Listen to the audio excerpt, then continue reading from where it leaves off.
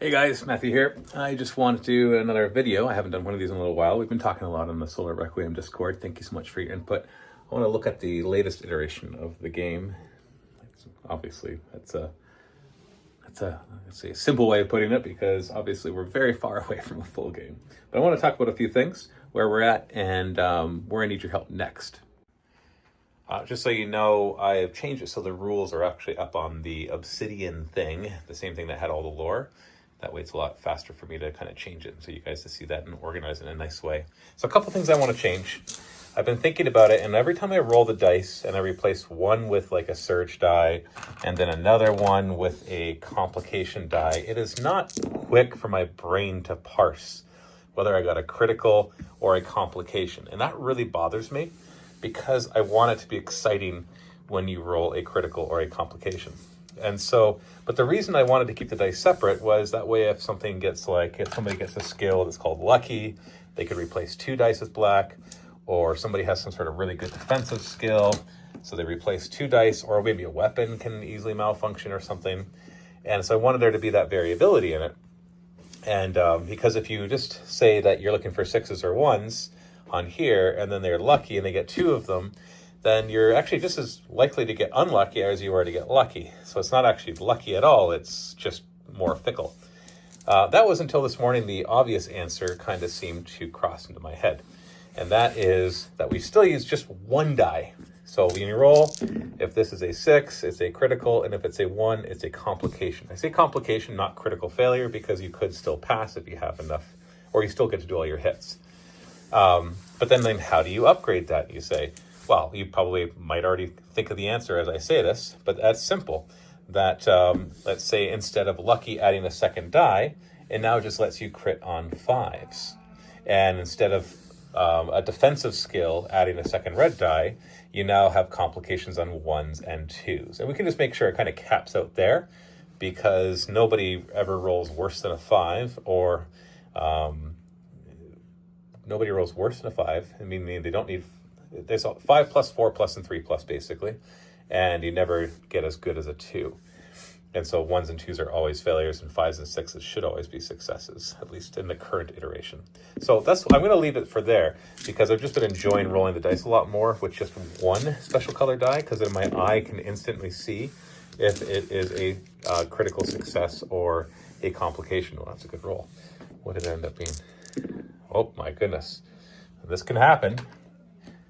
Actually, I should roll a poll for that if you guys like the exploding 6s, because it does create, when you're rolling this many dice, it does come up quite often, which I think is both exciting and can get out of hand. In this game, for example, I was doing a test run, and this guy charged and had a lot of dice and only needed 3s. I'll talk about that in a second. And then I rolled a bunch of 6s, and it just kept going, and it became an insane amount of damage. But maybe that's not a bad thing. I'll put a poll up. I created a new poll channel so that I could run polls on there, and we can have discussions of those. The current one as I'm making this video is, should we have fixed or random charge lengths? Which, once again, is just a plug and play mechanic. When I say plug and play, it's what I keep preaching, is that there isn't one way to do a game, that there's different aspects that you need in a game, like what's your activation system, how are things going to move, how are things going to shoot, how are the dice going to work, etc. Anyway, so that's one thing. So anyways, maybe you don't know what the iteration change, what you need to roll. So before I was having you roll to hit, and then if succeed, then you would roll a wound. But now it's all in one roll. And the way that works is that the weapon determines how many dice. So the stronger the weapon, the more dice. And what you have to roll on the dice is the comparison. And we do 2 different types of comparisons. If it's a range shot, then you're comparing your range skill to their defense. If your range skill is greater than their defense, you need to roll 3s. If it's equal to their defense, you need to roll 4s.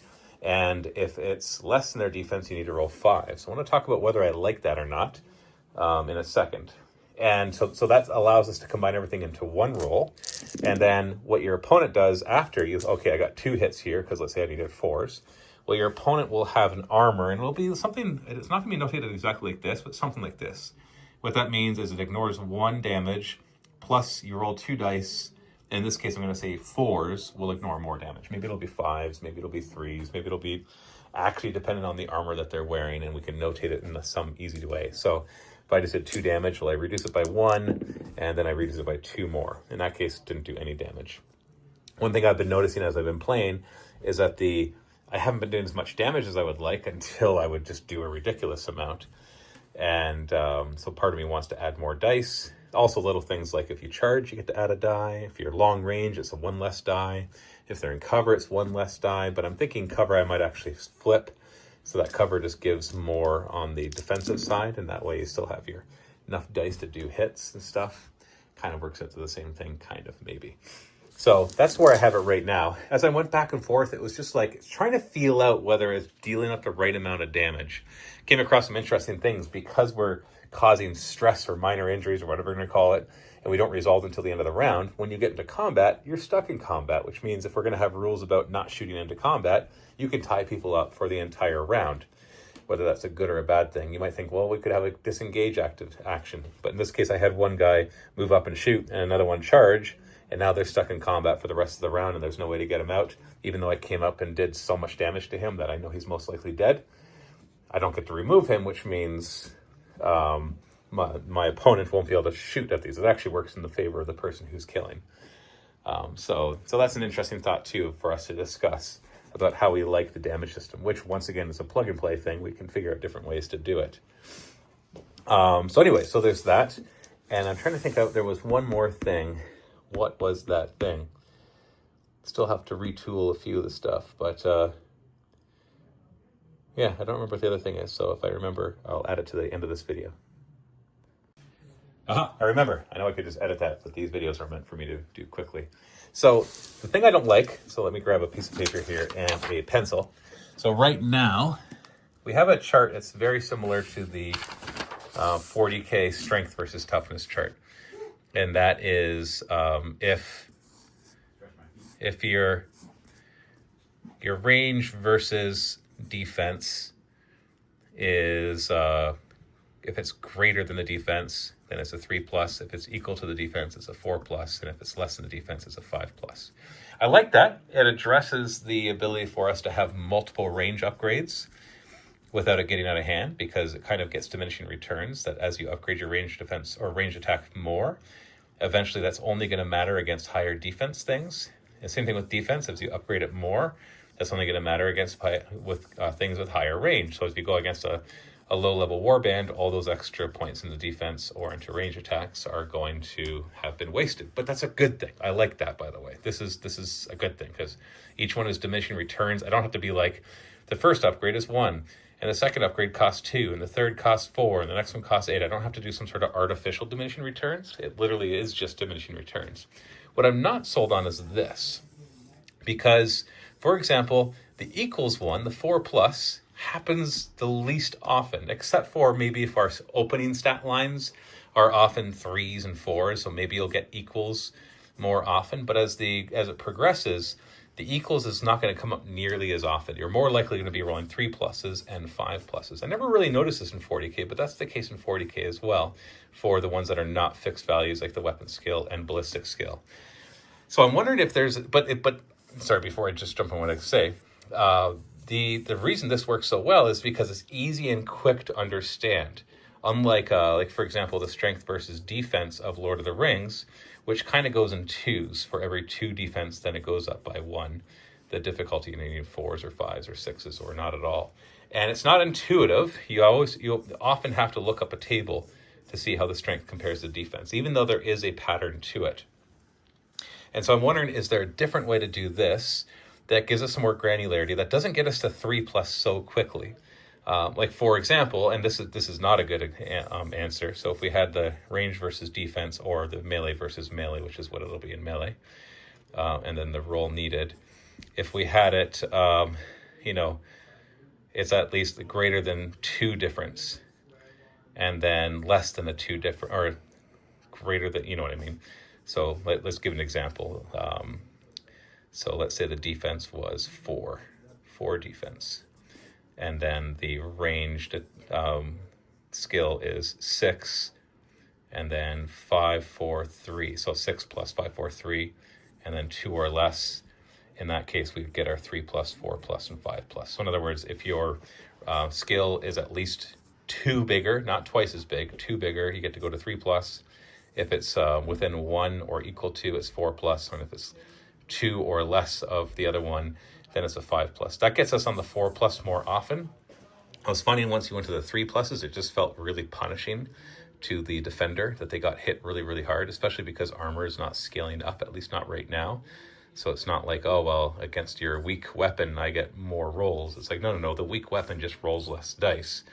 And so it just felt kind of weird. So I need some ideas for this. And it has to be simple and intuitive. Like, for example, this is intuitive and simple. I just don't like it. We could do one like, well, it has to be at least twice, and this is at least half to get to the 5+. But that would take a lot longer. So if our basic defense is 3, then first off, you'll never get to 5 up. Well, you'd have to have like a range scale of 1, and then you'd have to get to range scale of 6 before you would actually be able to hit on 3s. So maybe that's not horrible.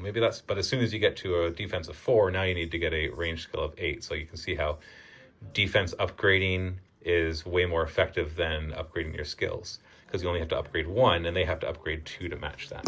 Whew. All right. There's a lot of thoughts right there. In closing remarks here, you guys are awesome. The amount of discussion that there has been over the weekend. It's funny because like I am determined for this to remain a passion project for as long as I can. What I mean by that is it's something that I'm having a lot of fun with. So I have to be careful not to overdo it or to overschedule myself, because I have a lot of work to do with Ravish Star and the videos that we're making and all the projects that we have going on. So this is really meant to be a stress relief. And so if I all of a sudden, like I put out a bunch of stuff and then I kind of don't for a little while, and then I put out a bunch of stuff and then don't for a while, that's because I'm allowing myself to just enjoy the process and post and do stuff when I feel like it. I am trying to push myself as well. Like I'm trying to put on a certain amount on a regular basis, because there is something to be said about practicing and trying to get something done. But I'm just like, the moment it becomes like a task that I'm not enjoying, that's when I'm going to stop. I don't mean for good. I mean like take a break. So thank you so much for all your help. See you in the Discord.